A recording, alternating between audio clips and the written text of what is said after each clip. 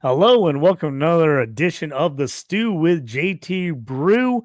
We got college football betting show week 11. I've got my buddy Benny D and Toast in the house. Stick with us.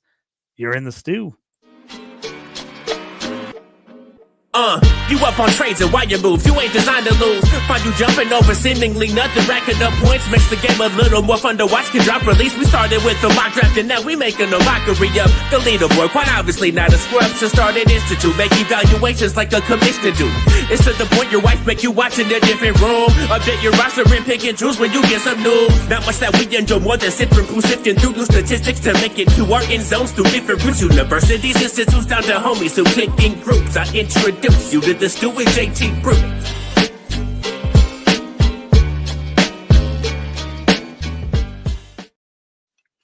Hello. The Stew with JT Brew here on Fantasy in Frames. Usually a Tuesday night show. We got a Thursday night edition with the election, everything going on Tuesday. We were planning on kicking off at 10. We've been watching this Thursday night NFL action.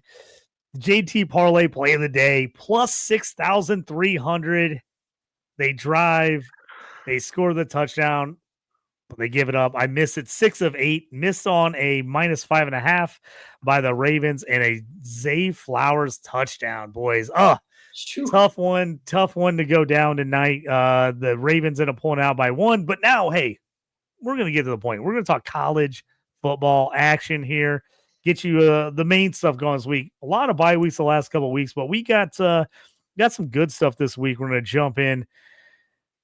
Let's pull up. Let's pull up a little action here, guys. Let's get the screen up. We're going to go to FanDuel here and talk through. No, DraftKings. Excuse me. I'm going to pull up the DraftKings site. Also, we might, if I find some different things on FanDuel, we'll jump in there and we'll go over that. But we're going to jump up here early and get things working for you. It is week 11 college football. We are getting down to the crazy time. Everything else is happening. We've got the playoff picture. We're going to talk a little bit about that as we get through here. Oh, we've already got a comment. I'd love it. My guy, Jamie, in the mix. He came from the stew. Let's make it spicy. Bring the heat. Jamie, I hope your parlay hit tonight. Just missed my JT Parlay play of the day on Thursday night. He's like, he took the Ravens money line in the parlay. We talked about, me and Jamie talked about it on his show earlier this week. I jumped on with him.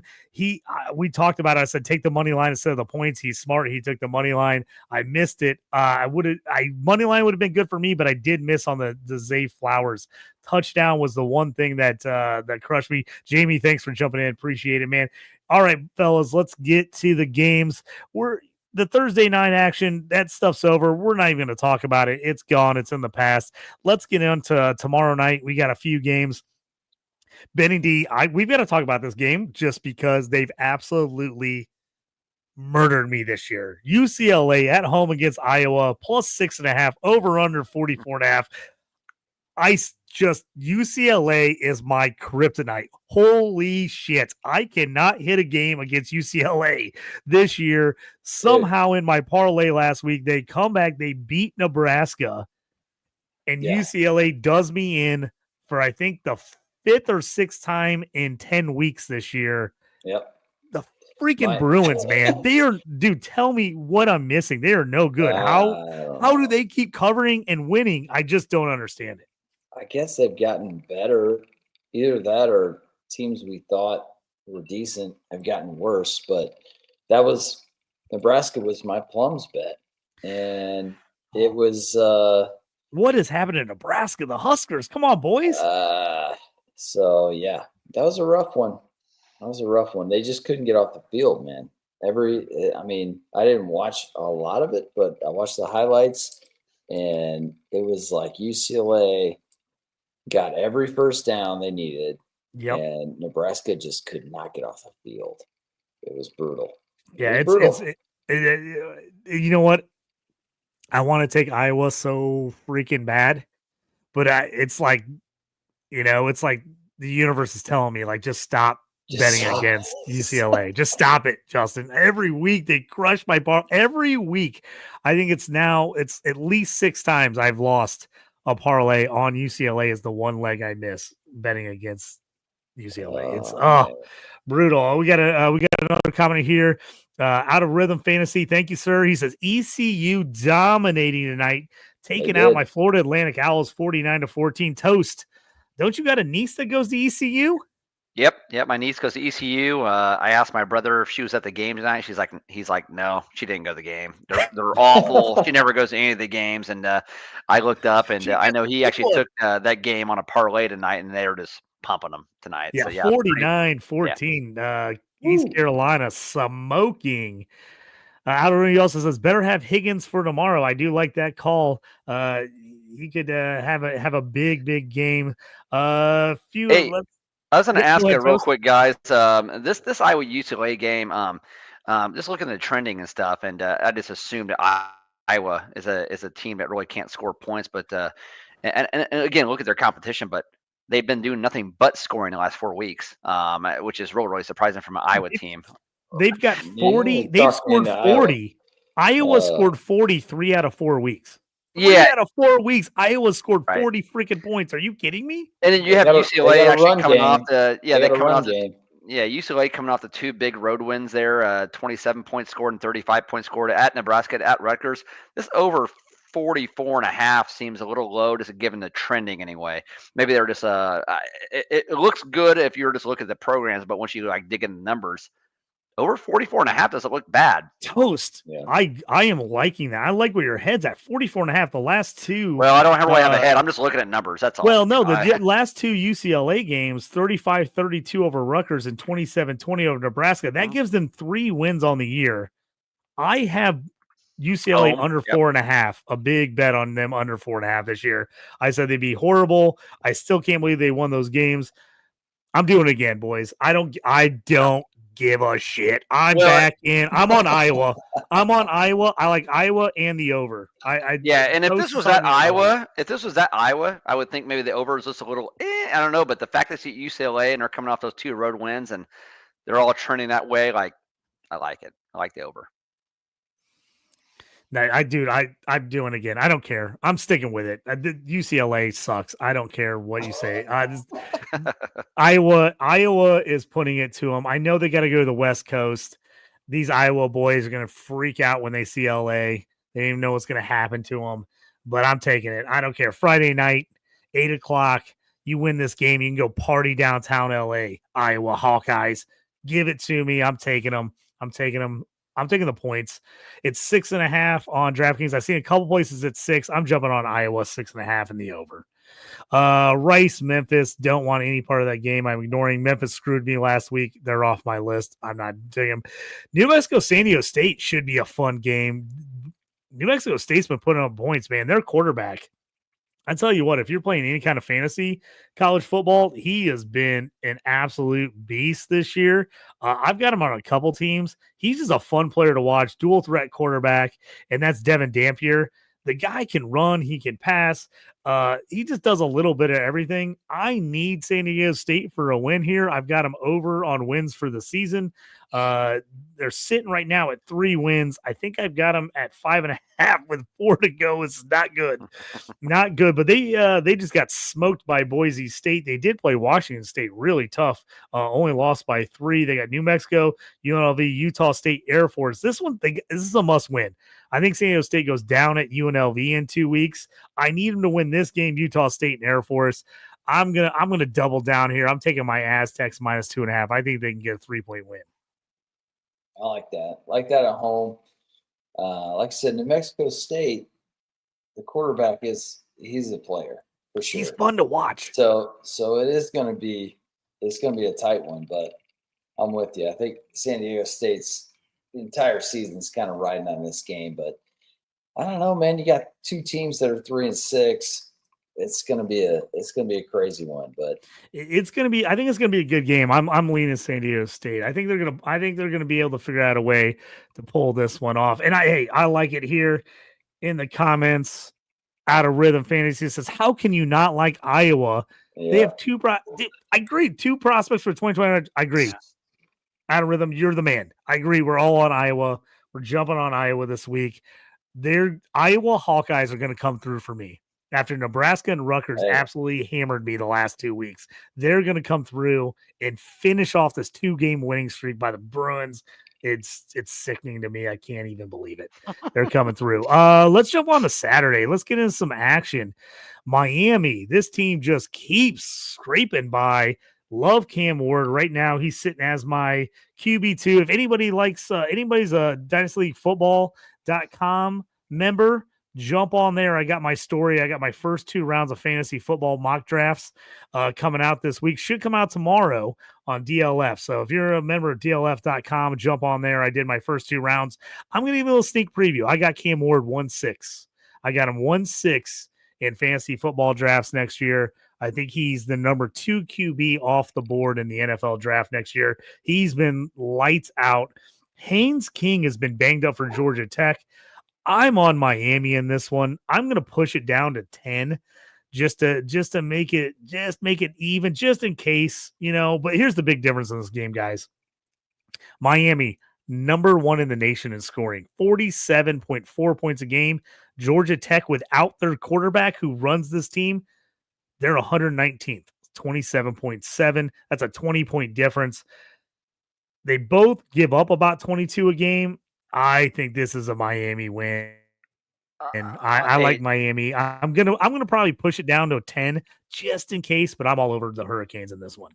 JT, at first glance, I don't really know why the spread would actually be 11 in this game. Doesn't make a whole lot of sense. I'm shocked. I think it's going to go up a lot higher. You got a 9-0 team ranked number 4 in the country against a 5-4 team. This number seems too low, and I feel like it's just going to rise as people get in there, start looking at their Saturday bets. I think this game is going to go up a couple points. I want to get on it early. Yeah. No, I think it's the only reason the spread could be what it is. I guess you could say it's a little bit of a sleepy spot for Miami, but but they're just too much, man. That's especially with Georgia Tech not having all their guys. I mean, to me, this is I'm with you, man. You can take it. They're a 2-touchdown win for sure in this game. Benny, you thinking just the fact of the early game, right? The 11 o'clock start for Miami. I'm not used to that. Yeah, maybe. Yep. I think it's a little bit of a look ahead. They got a big game next week. They can get this one, then they're at the home for Wake Forest, and then they got Syracuse at the end of the schedule, which would be a big one. We got another comment here from Out of Rhythm. Why isn't Miami ranked number 2 yet? Ohio State is ranked 2. That's trashy teams. Yeah, I tell you what, I think the only reason Miami's getting a little bit of hate is they've snuck out a couple. They stuck out a couple. Ohio State. Remember that Cal game? Yeah. The Cal game, the Virginia Tech game, they really lucked out. The Louisville game went down to the wire. I think Ohio State is above them just because Ohio State lost to Oregon only, and Oregon's number 1. And let's be honest, if you watch that game, Ohio State should have won that game. It was at Oregon, but they should have won that game. I think the voters are giving Ohio State the benefit of the doubt that they lost at Oregon in a 1-point game, and they actually looked like the better team. And Miami has not played nearly as a tough schedule, and they've really lucked out on a couple games. I think that's the big difference. Jamie, we know he's an Ohio fan. He's a Cleveland Browns fan. He says Buckeyes 100%. I tell you what, the Buckeyes just need to make the playoffs, which I think they will. They have the most talent in the nation. I'm telling you, when you go look at the NFL mock drafts right now, they are absolutely loaded across the board. I think their biggest problem is quarterback. I really do. I know they got the transfer, Will Howard from Kansas State. I think it's a mistake. I think if Kyle McCord would have stayed at Ohio State, he is balling at Syracuse. I think if Kyle McCord was still on Ohio State, I think they'd be the clear-cut favorite to win the national title. I totally agree. They're loaded. I mean, defense, offense, they're loaded with guys. I think you're 100% right. The only reason you would think they could possibly lose because of the quarterback situation. And they got, it's not terrible at that spot, but you're right. I think if they would have stuck with McCord, they'd be a wagon, dude. But yeah, I still think they could definitely make their way. Oh yeah, I still like what they got. Jamie says one big on the Buckeyes last week, which is nice. Out of Rhythm says They couldn't ball out against Nebraska, which is true. I will give you that. That was an ugly game against Nebraska. I had to eat that one. That one killed a parlay for me that I went, of course, I went 5 or 6 with Nebraska. This is how my season's gone. Nebraska covers against Ohio State, but loses to UCLA. Are you freaking kidding me? Those are the ones that just bite you because you're like, there's no freaking way. What do you guys think? Texas, Florida's got injuries all over the place. Yeah, it's not been pretty. Do you think Texas right now is 22.5 over under 47? Do you think Texas actually lights them up? What are your thoughts on this way? I think Lagway is injured. That is a huge loss, and Mertz has gone down too. So, if Lagway was playing, I'd be real tempted to go Florida here to cover the number. They're not going to win, but man, Florida has looked pretty good, really, in the last 3 games, and they're a real team.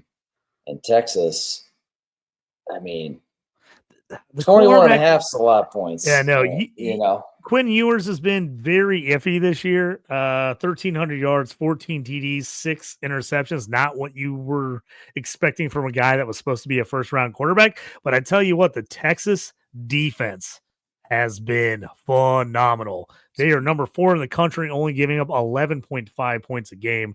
That's where Texas wins for me. The defense is going to shut down Florida. Do they have enough offense to cover? It is at home, which I think definitely helps the cause here. This one's a toughie for me. I'm going to have to think about it. I'm not sure I want to jump on the 22.5 at this point. Yeah, I would lean Texas only because, the injury situation with Florida. Mm-hmm. Yeah, I'm worried about Florida. I'm worried about Florida putting up any kind of points. This might even be an under, to be honest with you. It's 47.5. I could see Texas coming out here, putting up some early points, just absolutely shutting down Florida, and then just holding on. Yep. I actually, if I'm now that I said, if I'm leaning on this game, if I'm taking anything, I'm taking the under. Yeah, and JT, if you think it's going to be a close game, I'm sorry, a low scoring game. Yep. That is.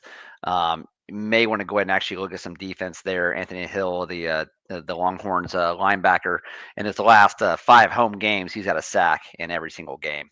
So go ahead and look at that defense, especially if you think it's going to be a defensive game. Florida can't really do a whole lot. They're going to be really you said a backup quarterback, right? They're going to be struggling a little bit there. They've been injuries. So I'm not sure if starters coming back or not. Mertz was hurt. They went with Lagway. I have not seen the update on who they expect to start at QB this week. It's got me real nervous. Yeah. I like I said, I think Florida's gonna struggle to move the ball in this game. The points just seem too much to me. I would just prefer to take the under. Yeah, if you can get a Hill at even money, close to it anyway for a sack, that would make sense. Again, just looking at the trending anyway, and specifically if they're going to start a backup quarterback and really be struggling to find a passing game anyway, and they're going to be down a little bit, they're going to have to be forced to actually get into situations where they're going to blitz, they're going to pass rush there. The sack makes sense. Yep, I like it. Next game on the slate for us here. Let's jump down. Purdue, Ohio State. Are you guys? It's 38 over under 53.5. Do you think Ohio State just absolutely runs them? Well, who does Ohio State have the next week? I feel like they should, but now I'm like, now I'm nervous. I feel like they should, but now I'm nervous. Who does Ohio State have the next week? Because they made us honestly take it easy and still know. Well, here's the thing: is they've gotten up early. Yeah, they've gotten up early in a lot of games and just kind of shut it down. Like when they're just been way up. Currently sit on the schedule right now. These should be 2 cakewalks. They got Purdue, Northwestern, the huge showdown with the Hoosiers in 3 weeks. Is the Hoosiers? I every time I see the Hoosiers ranked in the top 10, I'm like, am I looking at the basketball list or the football list? There's no freaking way. They got the Hoosiers and then the big game against Indiana. Maybe they sleepwalk through these last 2 after beating Penn State last week. I'm probably avoiding this game just because it should be a blowout. But man, after that Nebraska game, they've just really, really disappointed me. Oh, our boy here in the comments, Johnny McGlynn, holy Thursday night football, 86 points for Jamar Chase in one of our leagues where we give a bunch of bonus points for over 200 yards and huge touchdown passes. Jamar Chase fired there, John McGlynn. In case you're just joining in, I missed my parlay. 6 of 8 for plus 6,300 was so close. Classic JT Parlay. Johnny, thanks for checking in with us. And Out of Rhythm says Burrow Chase stack monstrous. If you lose in your fantasy league this week and you had the Burrow Chase stack tonight, no God, way. That's awful. There's just no way. I mean, those guys absolutely lit it up. We finally got ourselves a good Thursday night football game. Let's keep back here to the college football action. This could be the game of the week in the SEC. Georgia, number 3, 7-1 against number 16 Ole Miss at 7-2 at Ole Miss. Georgia right now, as we're looking at, as we pull it up, let me find it again, as I think I went by it. I'm out of order here, fellas. My bad. Georgia 2.5 point favorite right now. Over under on this one is 55. You guys got any thoughts on this one? I'm on Georgia. I'm on the Bulldogs. And I think Ole Miss has they've gotten some stuff going the last couple of weeks. They got a little bit of mojo back, but I just think Georgia is a way better team. And they have a good defense. I'm Georgia, and I know they're on the road, and I'm probably going money line with Georgia because it's like, 2.5, whatever. It's like, who's going to win this game? I think Georgia's going to win, and I think Ole Miss's season is going to be over after this week. Here's the thing with Ole Miss. This is the season right here for Ole Miss. If Ole Miss can win this game, they got Florida and Mississippi to finish it off. Those are 2 games they should win. If they beat Georgia here, they have a shot. They'll finish 10-2. That's making the playoffs. If you're 10-2 in the SEC and you have a win over Georgia and a win over they would and your run the losses table, at LSU, because they lost those 2 games, and I think maybe 3-4 weeks ago, whatever we talked about it in the podcast, was like Mississippi, Ole Miss, like they could technically run the table and still get in the playoffs, and that's where we're sitting because they're definitely going to win the next 2. But I don't know, man. Georgia is that's a tough team, and I just don't think they got it. Georgia hasn't been looking great offensively of late, but their defense is so tough. Ole Miss has been better defensively. I think this game comes down to Jackson Dart for me, and here's the big one for Ole Miss. Does Trey Harris play? Trey Harris has missed the last 2 games. He's been an absolute beast. I love Trey Harris. He's been great. He missed without him in the game last week. Jordan Watkins just went off. Went absolutely off. One of the best games I've ever seen in individual performance. He had 8 catches for 254 yards and 5 touchdowns. 5 touchdowns.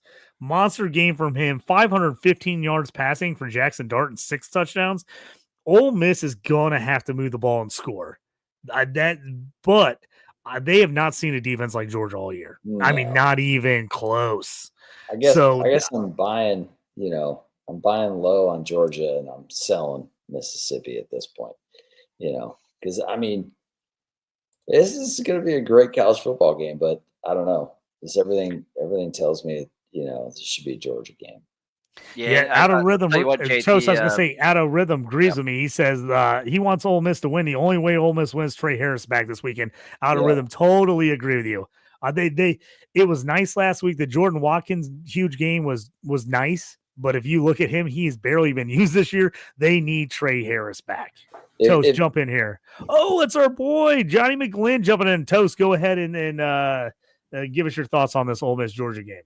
Well, the only thing that stands out to me is that the fact that Ole Miss really the last 2 weeks you played an Arkansas team who actually can't stop anybody. Their defense is crazy.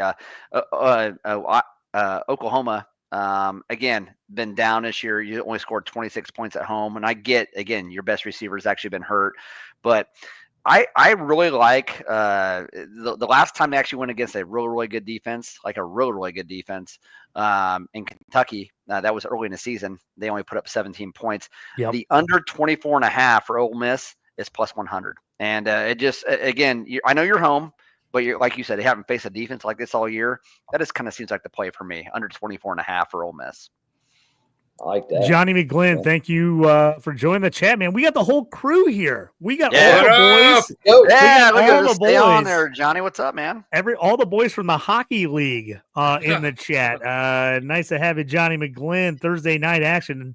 Hell of a Thursday night football game. I hope for your sake you had a lot of Jamar Chase and Joe Burrow tonight. I had 0 of either one of them because I got smoked in like 3 or 4 leagues, but that's how that works. All right, hey boys, let's Johnny, feel free to jump in here if you got any thoughts. Hey, we're gonna move on to the next game. And this one, I we talk about these things. I say this stuff all the time. I'm gonna find it on the list as people move around here. I cannot believe my eyes. Number 8, Indiana at home, 14.5 point favorites over Michigan. Over under 49.5. Benny, this has been your Plums team for most of the season. The old Hoosiers. Do the Hoosiers get it done at home against the Wolverines and set up a monstrous top 10 matchup with Ohio State coming up? Yeah, well, the one week I thought they were going to falter was against Michigan State, and they absolutely rolled them, pounded them. And I was like, well, that was a mistake. This team's for real. And the fact that they're okay, so like every week they've been a touchdown or less favorite. This is the first time like they're setting this line at a number that's like, 14.5. Like, okay, now we're talking, 2.5 touchdowns. But I don't think Michigan's any good. We've talked about that a million times. But dang, I mean, there's nothing that should tell you to just not take Indiana. They've covered 8 out of the 9 weeks, I guess, that they've played. So I don't know, man. Here's the one thing I will tell you. If you want to go back and look at Michigan's schedule, we all know they haven't been good this year. They're not, coming off a national championship. But here's their losses. The only time they've lost by more than 14 this year, they lost 31-12 to Texas in week 2. Their other loss was 10 at Washington. They lost to Illinois by 14. Yep. So 14 to Illinois. Oregon last week, 21. I hate to admit That's the only game they've lost by more than 14.5. Yeah. I hate to admit it. Illinois is not. And Illinois is that was a great win. They held on there. I think Indiana wins this game, but man, I am so nervous to go over 14.5. Even though I know it's like everything says you should take Indiana, but me living in Big Ten country, I cannot look at IU and go, I can take IU to beat Michigan by 14.5.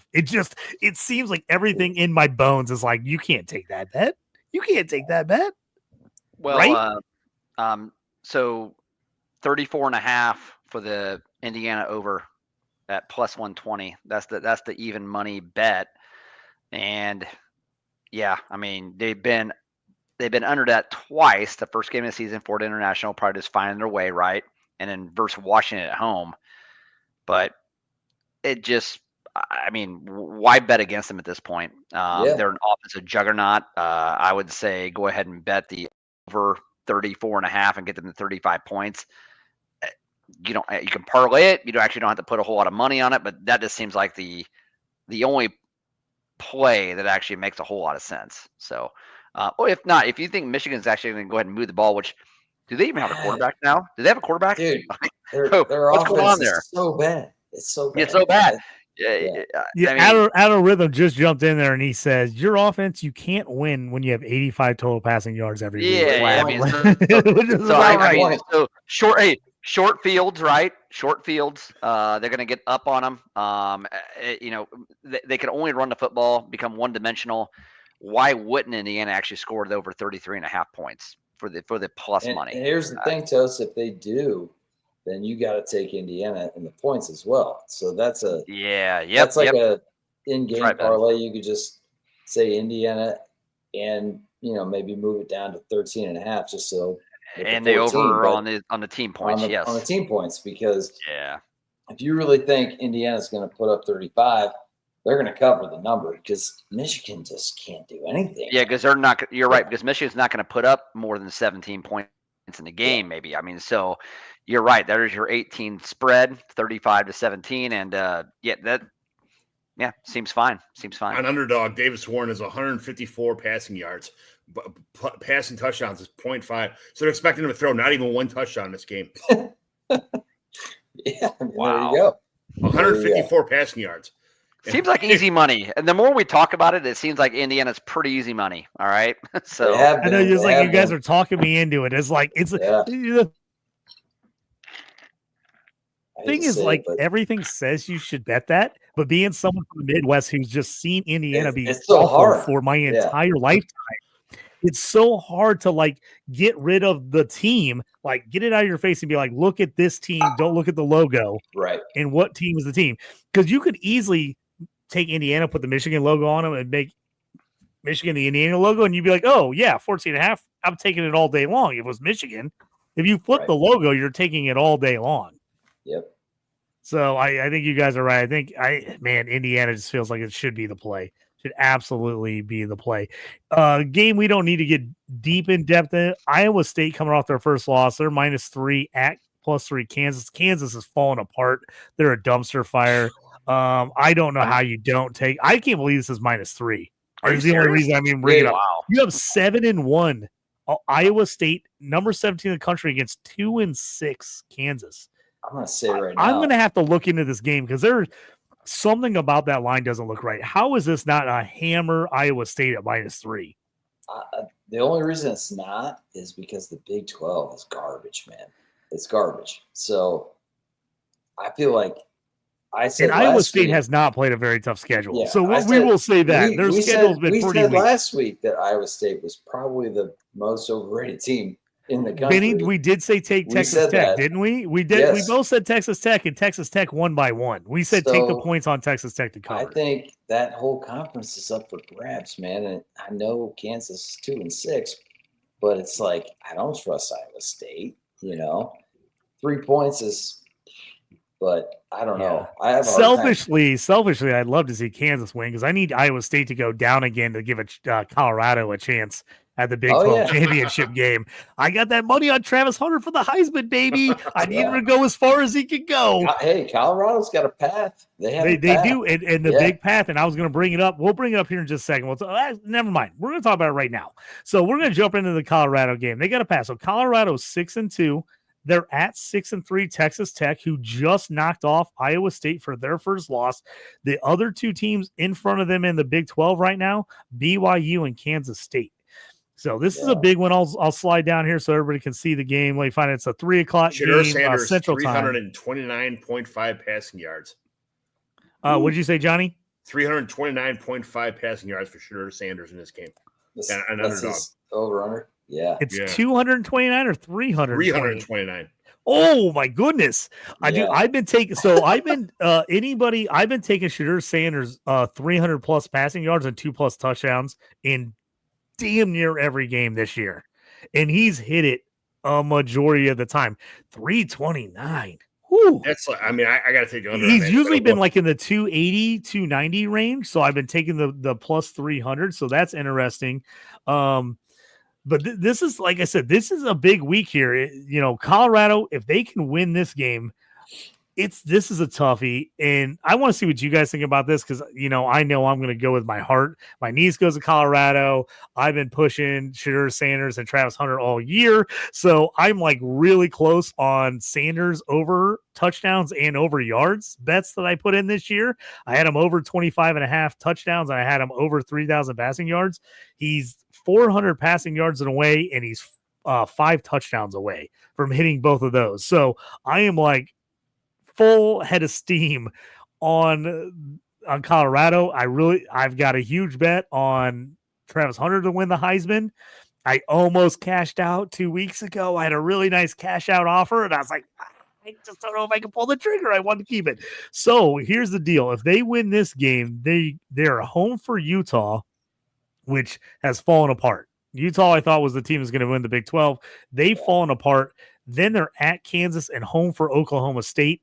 This is the game for Colorado. If Colorado can win this one at Texas Tech, this would give them a nice path to a chance at the Big 12 championship. Obviously, right in the way right now, they don't play BYU with all these teams being just huge divisions. Not everybody plays each other. So they still got to play BYU. But if they can win and they can get a Kansas State and an Iowa State loss somewhere, they can jump in and play BYU in the Big 12 championship. The way it works is the playoff. Whoever wins the championship of the division of the conference automatically gets in. So there's a chance that, a one-loss BYU team and them could get in as well. Kansas State on bye this week. So they've got just a couple tough games left. So this one, let me look at Kansas State because Kansas State is 7-2 as well. So while you're looking at that, I'm just going to say Taj Brooks, Cincinnati, and Iowa State, the last game of the year. So while you're looking at that, Taj Brooks is 126.5 rushing yards. So they're expecting Texas Tech to just ground and pound and keep the clock running on their side and keep Shedeur Sanders off the field. So if that happens, he won't get his passing yards. But, 140.5 rushing and receiving yards on underdog.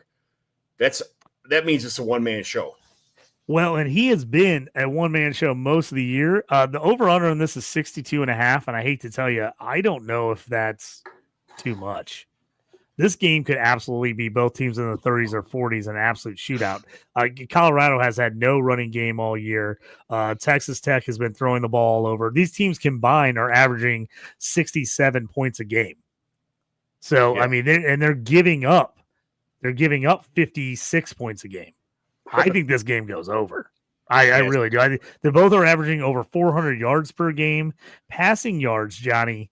255 for Brett 323 for Colorado, 282 a game for Texas Tech. I think we're going to see a shootout.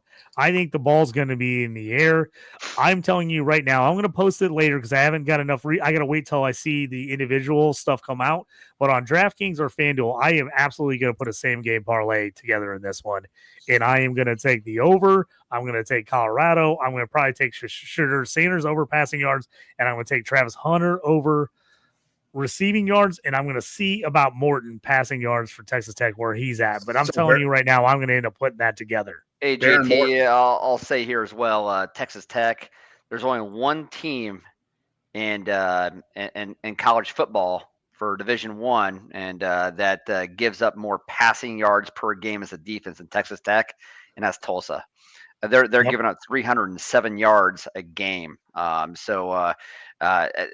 the touchdowns they're actually giving up per game isn't awful, right? It's not awful. They've given up 20 over a 9-game period. Okay, all right, it's less than 2 or just a little bit over 2, but the yardage, right? So look at Shedeur Sanders on the yardage there, and maybe Travis Hunter on the yardage receiving as well. Absolutely. Johnny, that's why that number is so high. Texas Tech has got smoked through the air this year. Colorado, that's how they get all their yards. They get all their yards throwing. I have no problem taking the over on Shedeur Sanders. I think he could throw for close to 400 in this game. So Baron Morton has 255.5 passing yards on underdog. What is he on DraftKings? I like that. 255 is nice. I like that. I'm telling you right there, same game parlay, Morton over passing yards, Shedeur Sanders over passing yards. Ooh, Kelly. Need to jump in on Kelly for Texas Tech. He's been a beast this year. Receiving, he's coming into this game. He has 68 catches for 736 and 5 touchdowns. I'm on Kelly over yards. He's averaging 81 a game. He's coming off an 8-catch, 127-yard, 2-touchdown game against Iowa State. I like Kelly and Hunter over yards. I'm telling you, I'm going to put a beast of a same game parlay in for that. I like that a lot. Josh Kelly, 78.5 receiving yards on underdog. Yeah, over. Yep, I love it. I absolutely love that. I'm going to definitely put that one together. Texas Tech is not proven to be good on defense at all. Yeah.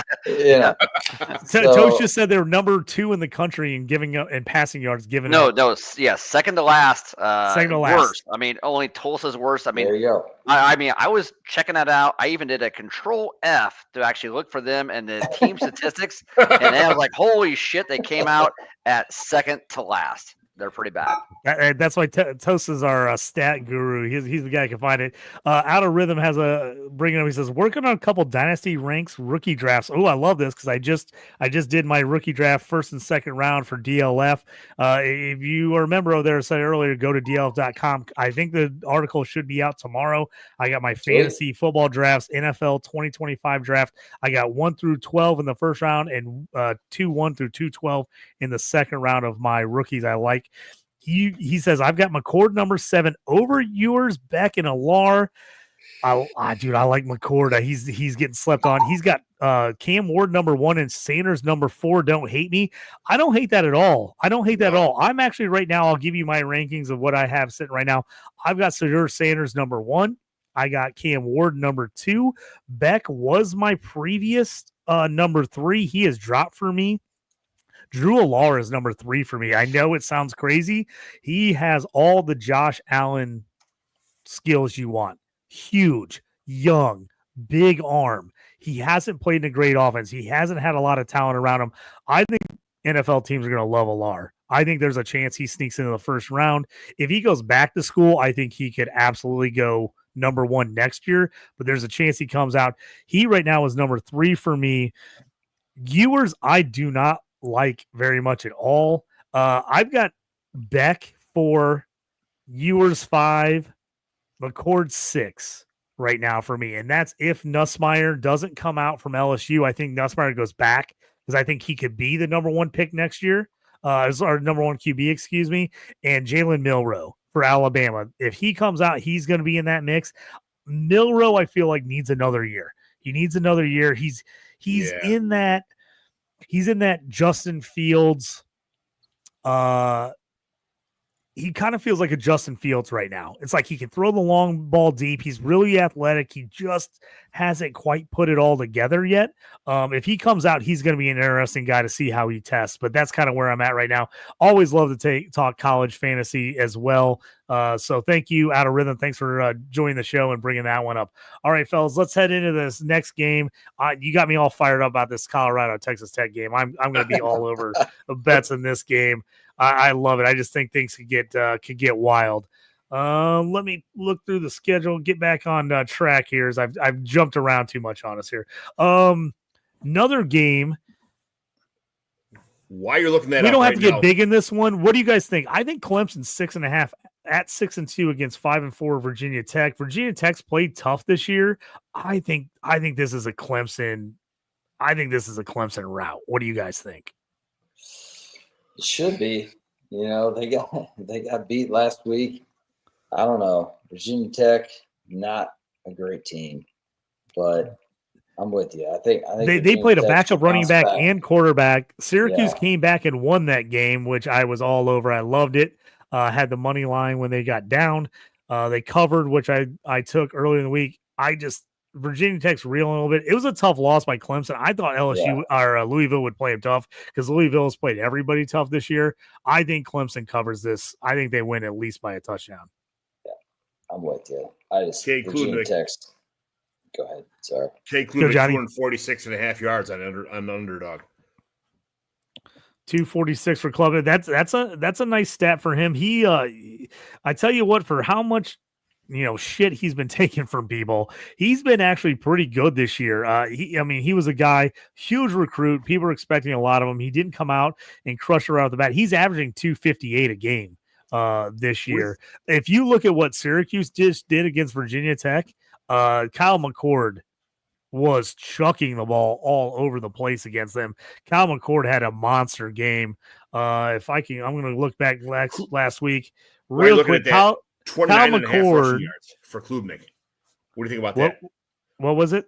29.5 rushing yards for Cade Klubnik this week. Ooh, that's interesting. I haven't paid attention to his rushing yards. But 280 for McCord last week in a game where they kind of struggle a little bit on offense. I think that's an over for Cade Klubnik. I think it's an over passing yards there. Don't you guys think right now that Clemson is unbelievably desperate? The fact that they have to win out. So Virginia Tech and at Pittsburgh as well. They're ended up with Citadel and then South Carolina actually at home. They know if they run the table, they will probably actually. I mean, could you imagine? Yeah, they'll get in.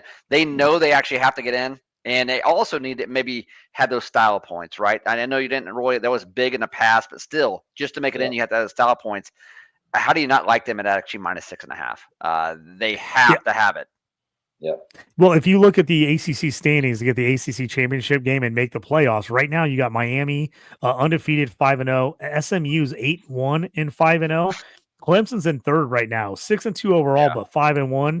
If they can win out and get a loss from LSU or SMU, Pittsburgh's also 3-1. I think they're a little susceptible, so they're right in the mix. If Clemson makes the championship game, Clemson Miami would be a hell of a game in the ACC championship game. And again, you just got to win the championship and you're in. That Miami, that would be a toughie. They've had a lot of close games this year. Would a 1-loss Miami team not make it in if they lose to a 2-loss Clemson in the ACC championship? It's going to be interesting where some of these teams end up. I think they would get in still a 1-loss Miami, but Clemson's still in the mix. They got to win this game though. If they lose this game, they're out. Yeah, I mean, and the fact that they actually have to win this game, wouldn't you say at even -230 on the money line, you almost have to treat that like it's a -1,000.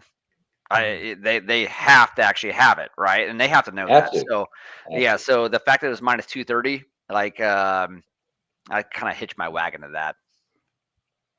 Yeah, I like it a lot. I'm on Clemson on that one for sure. Jumping in here, a couple more games. Trying to find a few more big ones for us to talk about here. That was a lot of the big ones are early on in the week. Let's try to look at some of the late games. What we thought was going to be an awesome game this week at the beginning of the season is looking like an absolute bust, and that is Notre Dame 7-1 against 1-8 Florida State. Florida State undefeated to 1-8, 25.5. I just want to get a quick hitter from everybody. We don't have to get in depth in this one. It's up to 26 on DraftKings. Would you guys take the points here? Do you think Notre Dame covers the 26 against Florida State? I hope so. I think I know. I only brought this up because Johnny's a gigantic Notre Dame fan. So I was like, I just wanted to see what you guys, I wanted to see what everybody thought. I know Johnny's got Notre Dame by 1 million. 100 million. They probably will. Florida State they're done, man. They've packed it in. So that's what I was going to say, Benny. I mean, honestly, besides actually playing for next year and actually where they're going to land, potentially these players, they're not playing for each other. There's no doubt about that at all. I mean, I couldn't imagine. I mean, why they're probably thinking, what am I going to do this weekend? Oh, I have a football game. So in the portal. Yeah. Yep. Yeah. Other monster contests. This is probably the best late night game of the slate, and that's Alabama 6-2 against 6-2 LSU. Number 11 Alabama at number 15 LSU. Right now, Alabama 2.5-point favorite. Over/unders 58.5. This game is wild. If you look at the whoever loses this game, done. Season over. You'll make a bowl game, which no one will care about because the playoffs. You didn't make the playoffs, especially in the SEC. You got to win this game if you're still in the hunt for the playoffs. Any thoughts on this one, Benny? I'll start with you. What do you think, Alabama LSU? What are you leaning? I think this is the fact that we have a playoff system now, where this essentially is a playoff game. This is like a playing game. It's like a playing game, right? all these people that said, "Oh, yeah, make this playoff, and you're gonna have 12 teams," it's like it's gonna take away from the regular season. No. Like this game is a monster for both these teams. Like this is the season for these teams. I actually kind of lean LSU here. I know. I don't know why. I just wanted to see if wanted to see if anybody else said it. I kind of like LSU in this game. I mean, I'll probably put a little small something on this because I'm keeping it out of a parlay. But I just feel like, I don't know. I feel like LSU has that explosiveness. They have the quarterback. I'm LSU here if I had to do something. But the fact that this is such an awesome game at this point in the season is awesome. Like this is gonna be great. Yeah, this is huge because if you look at it, you got Alabama right now 7th in the SEC, which is insane to say. Right now, they're 7th in the SEC at 6-2 overall, 3-2. Wow. You're 11th in the country, and you're 7th in your own conference. That's freaking wild to me. It's just wild to me. And then for LSU, they're only 2 spots behind. They're 15th. LSU is currently sitting 5th, but they have 1 loss with everyone else. Yeah. LSU is 2 conference wins behind Georgia and Texas A&M, but they're the same losses. Yeah. I mean, LSU, if they win this game, they can tie for the conference championship. They can make the championship. So, and again, I think if you end up with 2 losses, or if you get the championship game in the SEC and you end up with 3 losses, I think you're in the playoff. Definitely. So, I mean, this is a toughie, man.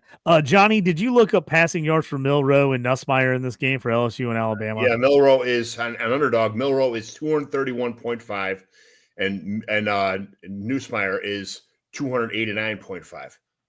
Oh, I've been taking that Nussmeier plus 300 a ton this year. I've been taking him plus 300.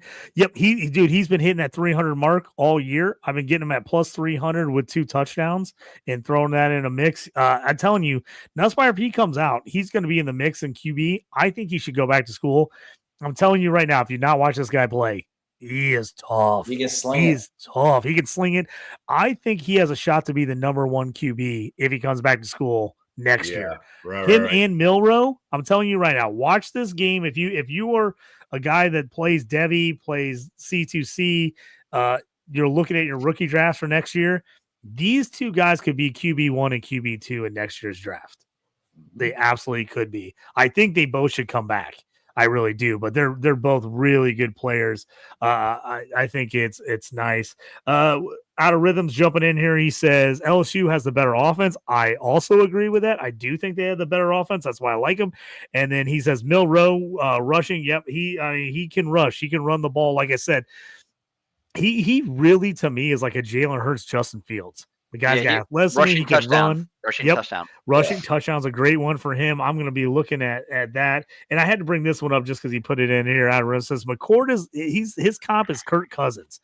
He's like, I like it. I think he just feels like a guy that's a winner. He's not like overly cool. He's not like the guy that's like everybody's like, oh man, that guy's flashy and awesome, but he just like gets out there, slings the rock, and plays hard. I actually have not thought about that comp. I think it's a great comp.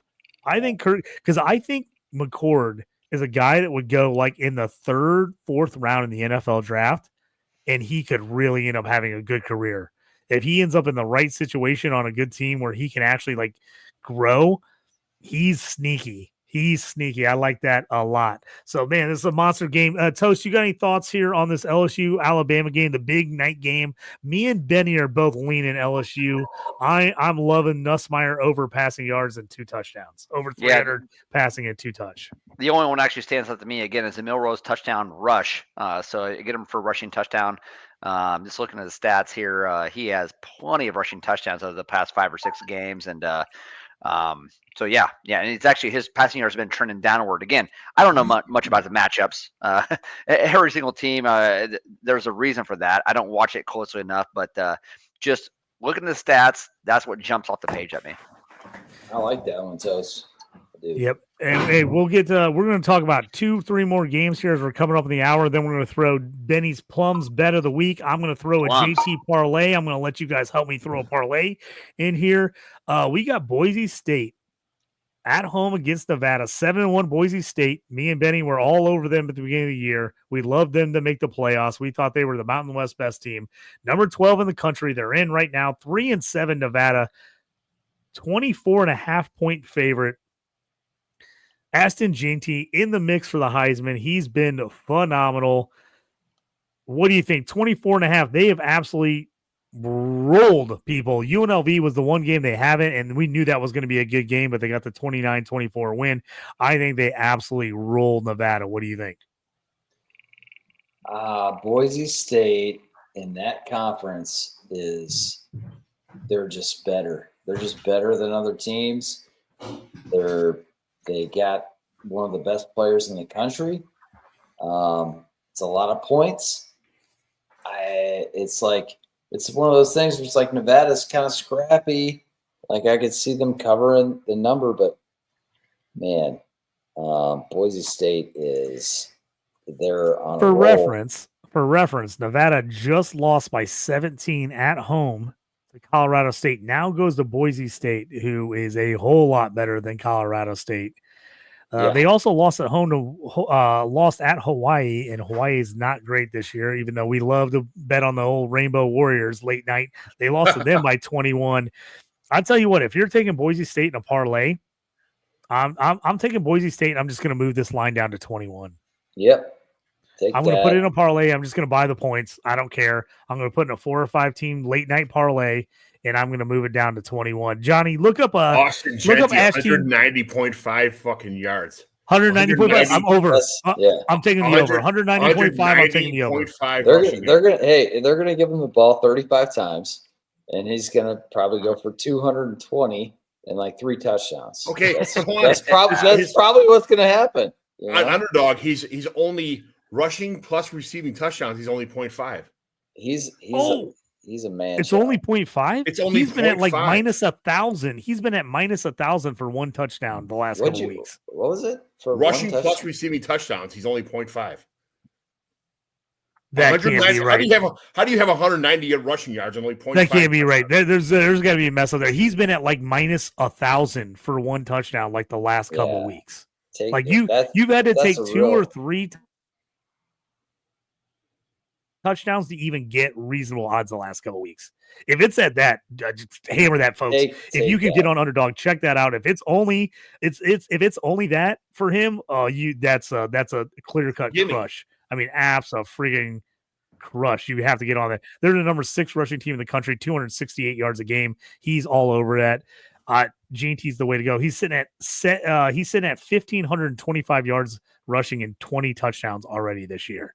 That's a crush for me. I only brought up that game because of that reason.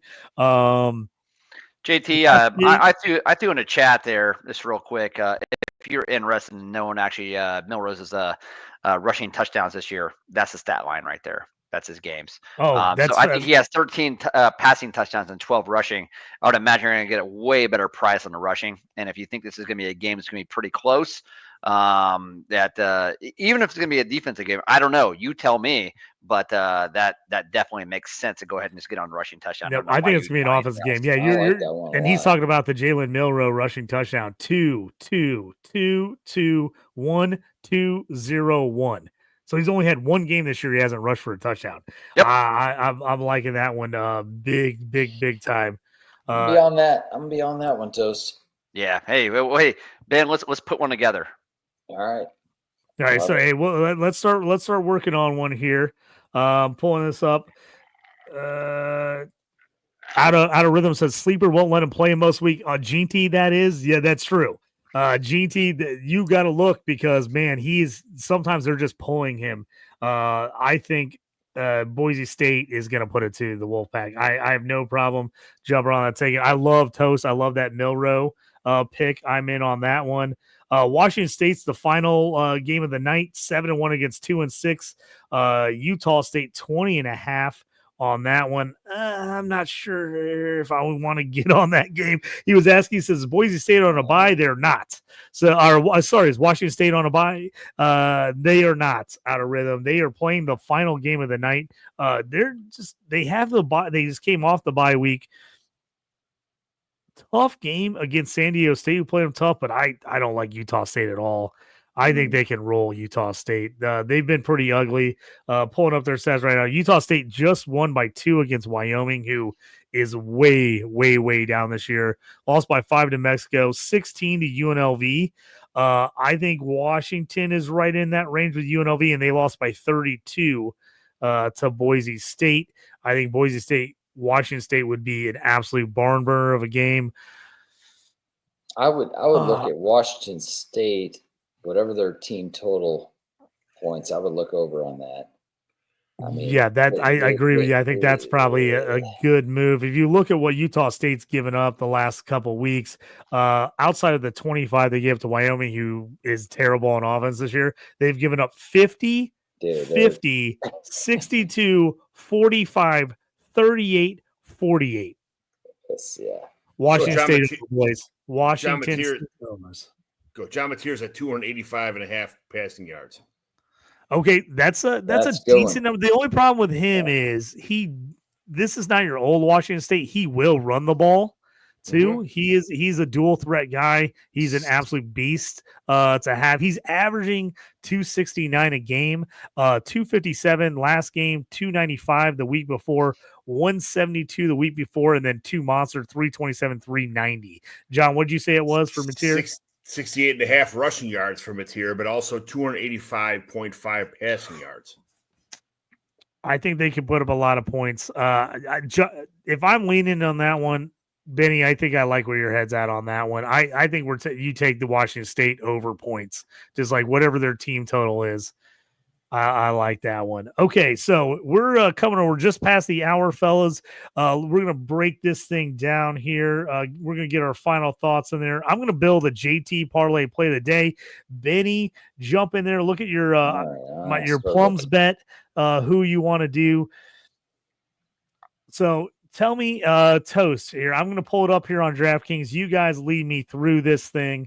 I'm going to build the parlay and figure out what it's going to be. So right now I'm going to go back to the beginning of the week. I'm going to skip out on the Iowa UCLA game. I'm going to bet on that, but that's tomorrow night. I'm not going to put that one in there. I'm going to jump on Miami minus 11. I like Miami there.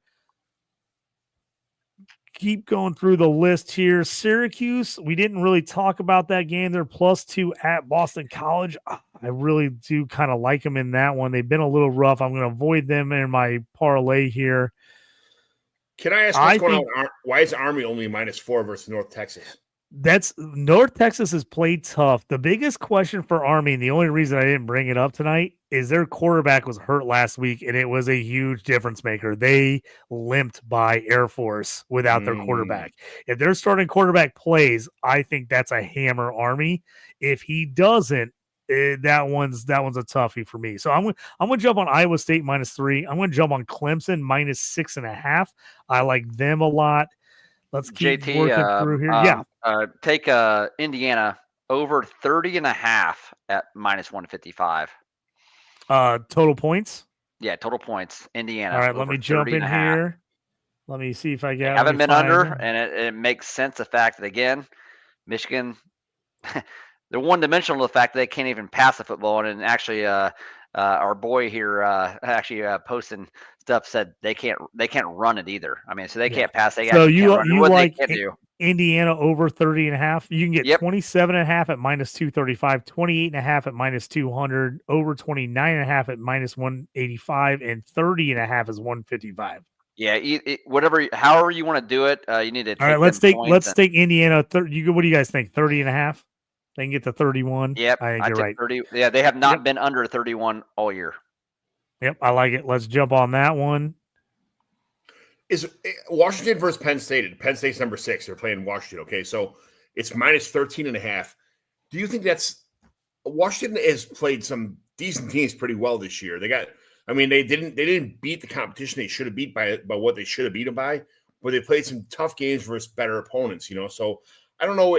What do you think about that one? Is it minus 13.5 over under 46? I think 13.5 versus Penn State. Do you think that Penn State would be able to roll them by more than 2 touchdowns?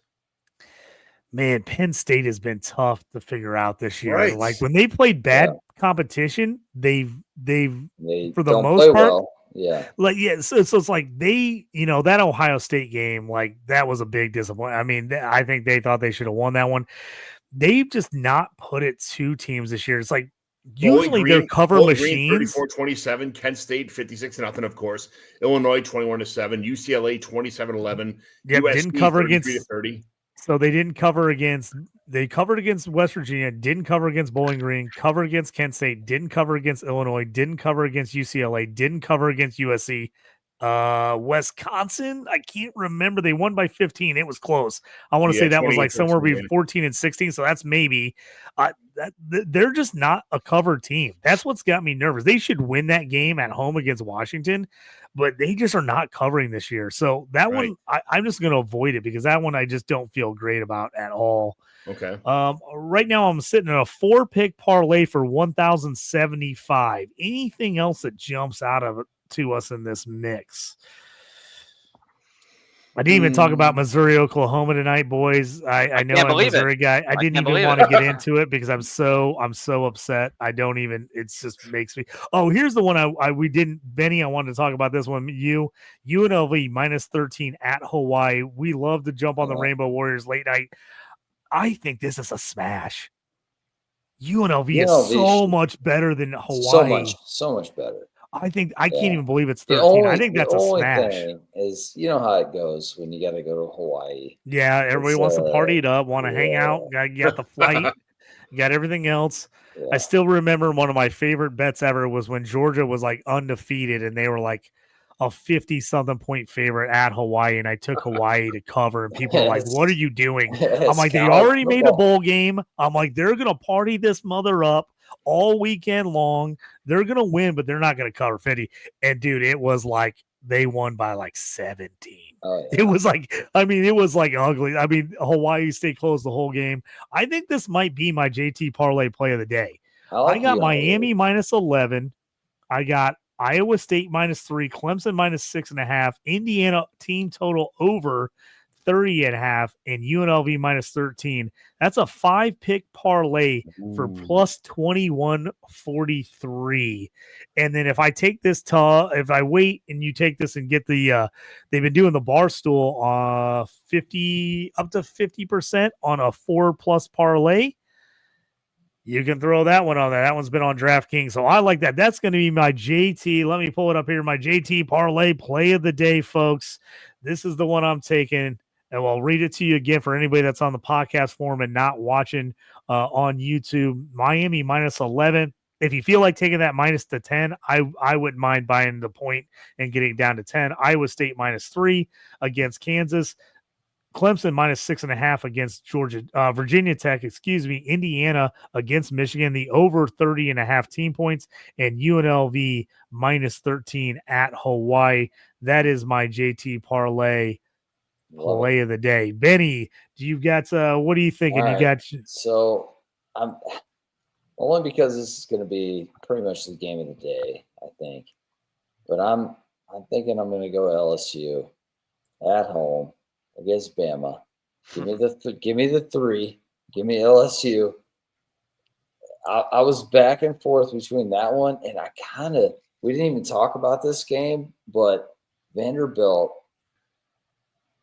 at home getting 4.5 too. And like Vanderbilt, I know, man, it's Vanderbilt, but Pavia, that guy, they've played every team so good. And South Carolina's coming off like the win of their freaking decade, so that's a real tough that spot. Feels like a slug match. That actually is going to be those were two teams I thought were going to be horrible this year. Man, 6-3 Vanderbilt against 5-3 South Carolina. So I'm looking at two both these home teams dogs. Have been so good. Yeah, I'm looking at 2 home dogs, but I think I'm gonna go with. And I hate to even say I'm doing it, but because I hate Kelly, dude. I hate him. But I'm gonna I'm going to take the Tigers plus the 3. Let's do it. LSU. I just don't think Bama is that good. And I don't know. I'm just feeling that. Feeling the Plums. I'm going LSU. Feeling it deep in the Plums. That's Benny's Plums pick of the week. LSU -3. I love that one, Benny. I with you. You know what? Here's what I'm feeling a little. I'm going to look at this one, see what it'd be. I'm feeling a little 4-pick parlay SEC action. Let me get back in here. Let's see what we would get in a little 4-pick SEC action. I'm kind of liking this. It's been rolling around in my head here for a minute. We jump in there. Let's get in on. Well, I'm finding the game. JT, while you were thinking that, my pick of the day was going to be. There's no way that Georgia only wins by 2.5 over Ole Miss. I mean, I know Ole Miss is good, but I think Georgia's going to fucking roll them. I think they're just John. I love it. So that was my first pick. That's a good one. That's a good one, Johnny. That's my first pick. I love it. I'm pulling it up here. So this is going to be our SEC. This is a 4-man. This is our 4-man SEC parlay for the week. Johnny's got Georgia -2.5. I absolutely love it. I love that pick, John. I'm all over that one. Benny, I like Vandy +4.5 at home. I like Vandy +4.5 at home against South Carolina. The fans there in Nashville are going to be ready to roar. They have not had a good home game in forever, and this team is playing well. Piego, dude, he's been awesome. Diego Pava has been freaking great, dude. Yeah, that team is just tough as nails, dude. They play everybody tough no matter what. So right now on DraftKings, LSU's 2.5. Benny, do you want to buy half a point? Should we get to 3? I think that would be smart, especially. I like it. I like a half a point, man. Me and you both. I hate the half a point. I always feel like I get burned. I always get burned by the hook. So I'm pulling it up here. All right, so I've got that in there, and so we got one last big SEC game. Toast, is there an SEC game you love? I was trying to look through the last one here we got. So right now we've got LSU +3, Vanderbilt +4.5, Georgia -2.5. Bulldogs, baby. Here's the thing: if Brady Cook plays, I like Missouri at home +3.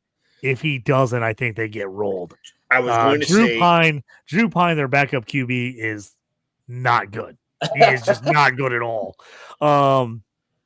If Brady Cook plays, this is Missouri's season on the line here. They got to win this game at home. And if you're on Twitter at all and you're part of the Mizzou or Oklahoma fan base, these teams have been at each other since this summer, just ripping each other all about this game for like 6 months now. Throw that one on the money line, dude. Is Missouri where you're saying their quarterback's not going to play, or he might? Brady Cook has been banged up, so if he ends up playing, so what happens? Brady Cook got hurt against Alabama. He went out, and Alabama just rolled them at that point. Their backup threw 3 picks in the game. It was ugly as could be. It got real ugly. Right now, you got Missouri 6-2, number 24 in the country against Oklahoma State. Against Oklahoma, who's 5-4. Oklahoma, in all honesty, has been real bad this year. They've lost until they beat Maine last week. Maine. People, they had lost to Mississippi, South Carolina, Texas, and then they beat Auburn by 6 and also lost to Tennessee. So they played some teams tough, but they did beat a tough Tulane team. I will give them that one. Oh. God, my goddaughter, JT, Johnny, what do you think? My goddaughter, Mary Kate McGlynn, just committed today to the University of Missouri to be a volleyball player for the University of Missouri. So I'll be at Mizzou, MIZ, baby. Mizzou's my blood now. Mizzou shirt on, MIZ. All right, we're doing it. Now you said that, I'm in. I'm back in on Missouri. I'm taking Missouri +3 on this sucker. You can get a 5. You get the oops, I got Indiana here. So we jump in here and run this one. All SEC. All SEC. Georgia -2.5. Vanderbilt +4.5. LSU +3, Missouri +3. We're taking 3 dogs. Love it. Getting the points, and Georgia, we're getting home dogs plus 1,105. 4-pick parlay plus 1,405. That's the boys. I'm going to call out the boys parlay. We're going to put that one on the Twitter page at JT Orange and at JT Brews too. The boys parlay, SEC parlay play of the day. That's the one. Georgia -2.5, Vanderbilt +4.5, LSU +3, Missouri +3, 4-pick parlay plus 1,105. And again, if you're on DraftKings, if you wait till Saturday, they usually put the Barstool 4+ parlay 50% boost on that bad boy. You can throw that one in there. All right, guys, we're after an hour here. Anybody got any other games or any other things they want to kind of possibly throw it out there? JT, I'll just tell you guys, again, we all throw out our favorite bets here. I'll say right now, we need one Quinn Hughes shot on goal. And we're gonna hit this. We're gonna hit this parlay, dude. Everything else has went. We're looking pretty good right now. We only need a shot from Hughes. That's it. And we need this game to stay tight like it is, and actually have the under 25.5 shots on goal against Kemper, or saves anyway. It's looking real good right now. But my 5-pick parlay for college football is Indiana over 30.5 points. Hey. All right. You got Iowa State -3. You have Clemson -6.5. You got Jaden Milroe anytime touchdown scorer. Yeah. And Georgia -2.5. You got plus 1571. Man. So I'm gonna have to do all these parlays now. Yeah. Just pray that one of them goes. You won't know what you have going, Benny. I have a 3 thing here. I have 3 thoughts. Okay. All right. One there, Johnny. is fuck toast. Number 2 is fuck toast. Number 3 is fuck toast, because that 0.01 fucking game was such bullshit. And then you got the goalie win. I'm like, God damn it. So at least he lost by 3 points, but I was sitting up watching that goddamn game until the very last second. And then the guy scored. I'm like, motherfucker. I lost by 0.1. 297 to 297.4. I'm like, go Johnny, we talked about it on the Around the Ice show tonight. We talked about Around the Ice on Fantasy and Frames about how Johnny was down by 0.1 points in the hockey league tonight. 0.1 points, and I ended up winning by 0.1 point. It was a crazy week in fantasy hockey. That was crazy. Out of rhythm, thank you for joining the show. We will not take Luther Burden hate on this show. He says Burden's been garbage this year. How are they going to win? We will not take Luther Burden hate on this show. We will not do it. He has not played great this year, I have to say. He's been banged up. You're right. He has not been great. I still love Luther Burden. He's the man. He's going to have a big one. He's gonna ball out. Theo Weiss, ex-Oklahoma player. Look for Theo Weiss to ball out against his ex-team. A lot of hate has come his way from Oklahoma fans. They've talked a lot of smack to his dad. I'm going to jump on there. I'm telling you right now, I haven't pulled up the odds, but this is what I'm going to look at as my player prop parlay. I love the Jalen Milroe touchdown toast. I'm in on that. I'm in on Garrett Nussmeier over 300 passing yards. I'm in on that. I'm going to jump him on a couple TDs. Probably I'll throw 2 TDs on that. I'm also going to be in on Shadur Sanders over passing yards and over 2 touchdowns as well. Those ones I'm gonna pump those in there for sure. I'm probably gonna throw in a little Travis Hunter over receiving yards and a touchdown. Those ones I'll throw those on the Twitter page on the old X. We'll get those out there. But that's the player props right now that are just jumping out in my head. If you want a little Friday night parlay action, I'm doing it. I can't help myself. I'm taking Iowa. I'm taking San Diego State Friday night action. I will take down the Bruins at some point this year. They will lose and I will cover. They will lose and I will cover at some point this year. I'm going to keep betting until I win against the Bruins. So that's going to do it for us here on the Stew with JT. Me and Benny D usually here on Tuesday nights, moved it back to Thursday because of the election. Super thankful. Our buddy John McGlynn and Toast jumping in here and helping us. It was a fun show, fellas. You know what? Let's hit some freaking bets this week, right? Let's hit some parlays. Let's do some stuff. Let's get in on that. We really appreciate everybody. Tuesday nights, usually can find us on Around the Ice, me and Toast on the Around the Ice show at 9:30 Eastern, 8:30 Central. Usually me and Benny D jump in afterwards with the college betting show, usually about 10 o'clock Eastern time, 9 p.m. Central time is usually when me and him, 11 Eastern, 10 Central is when me and Benny D are usually jumping in on the college football show. Make sure to follow all of us on Twitter, the X, me at JT Orange, at Toast Clark, at Ben Dyer 8, and at John McGlynn 75. If you haven't done it, please go like, subscribe, give us a review on Fantasy in Frames. We would really appreciate it. If you're not watching on YouTube, thanks for downloading the podcast. You can get us anywhere you listen to your podcast. Appreciate it. Thanks for everybody that watched the show, everybody that made comments. We really appreciate it, guys.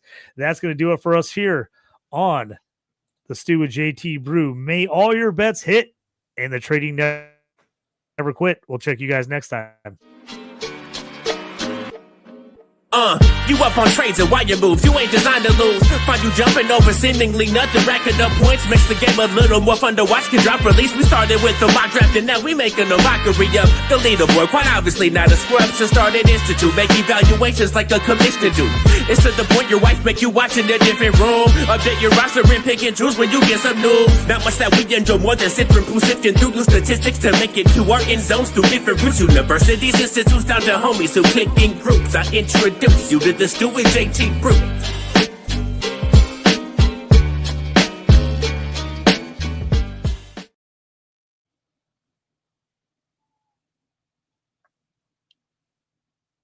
Hey, just me and you, Benny, and Johnny McGlynn. Oh, there's JT. Let him back in. Everybody, kicked me out right as the song was going. Thanks, everybody. Have a good one.